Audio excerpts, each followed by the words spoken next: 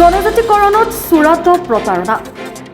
কোচ ৰাজবংশী ৰাইজৰ বিজেপি ত্যাগ কৰাৰ আহ্বান গোসাইগাঁৱত এক সংবাদমেল আয়োজন কৰি ৰাইজক এই আহ্বান জনালে আক্ৰাছুৱে কোচ ৰাজবংশী জনগোষ্ঠীক লৈ বিজেপি চৰকাৰে যি বোকা ছটিওৱা ৰাজনীতি কৰি আছে তাক লৈ ক্ষোভিত হৈ পৰিছে আক্ৰাছুৰ কেন্দ্ৰীয় সাধাৰণ সম্পাদক সোণাধৰ ৰায় আৰু সভাপতি সুনীল ৰায় বিজেপি দলত থকা কোচ ৰাজবংশী লোকসকলক জনগোষ্ঠীটোৰ স্বাৰ্থত বিজেপি ত্যাগ কৰিবলৈ আহ্বান আক্ৰাছু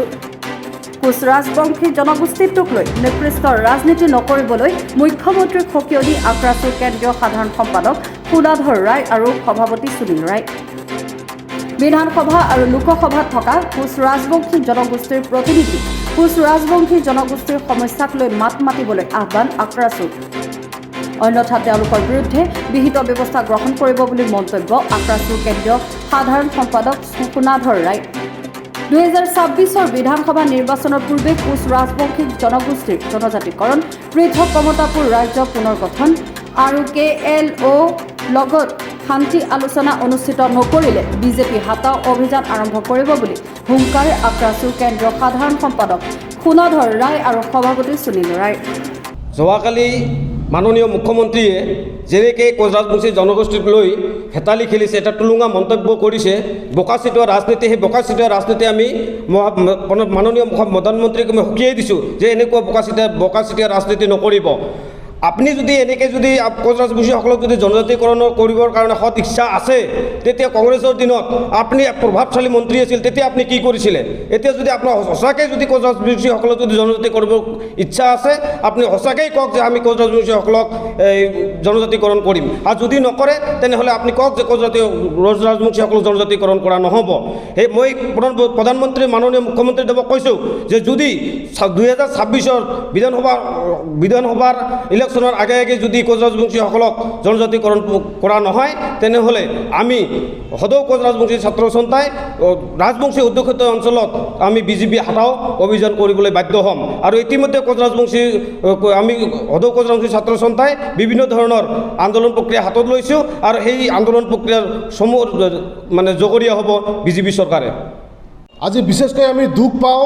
বৰ্তমান আমাৰ যি বিজেপি চৰকাৰখনত আমাৰ অসমত শাসনভাৰ চলাই আছে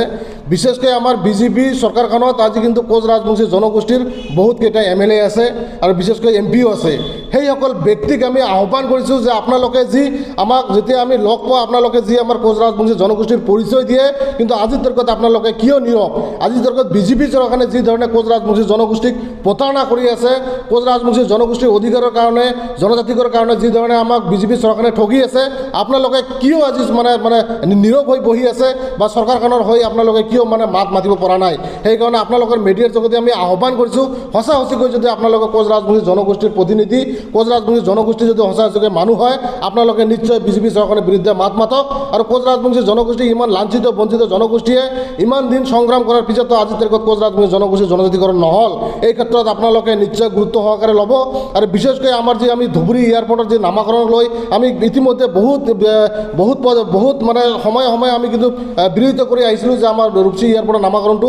মানে স্থায়ী লাগে বা এই সলনি কৰা কেতিয়াও গ্ৰহণযোগ্য নহয় এই ক্ষেত্ৰতো আমি কিন্তু আমাৰ যিসমূহ বিধায়ক আছে যিসমূহ আমাৰ MP আছে আজিলৈকে আমি কোনো ধৰণৰ প্ৰতিক্ৰিয়া দেখা নাই সেইকাৰণে আপোনালোকৰ মিডিয়াৰ যোগেদি আমি আহ্বান কৰিছোঁ যে আপোনালোকে কোচ ৰাজবংশী জনগোষ্ঠীৰ কাৰণে আপোনালোকে চৰকাৰখনক হেঁচা প্ৰয়োগ কৰক অতি সোনকালে যাতে কোচ ৰাজবংশী জনগোষ্ঠীৰ যিকোনো সমস্যা এই সমস্যাখিনি যাতে ফুলফিল হয় আৰু যদি অন্যথা যদি আপোনালোকে নীৰৱ হৈ থাকে তেতিয়াহ'লে কিন্তু আপোনালোকৰ ওপৰত আমি বিহিত ব্যৱস্থা লোৱাৰ কাৰণে সাজু আছোঁ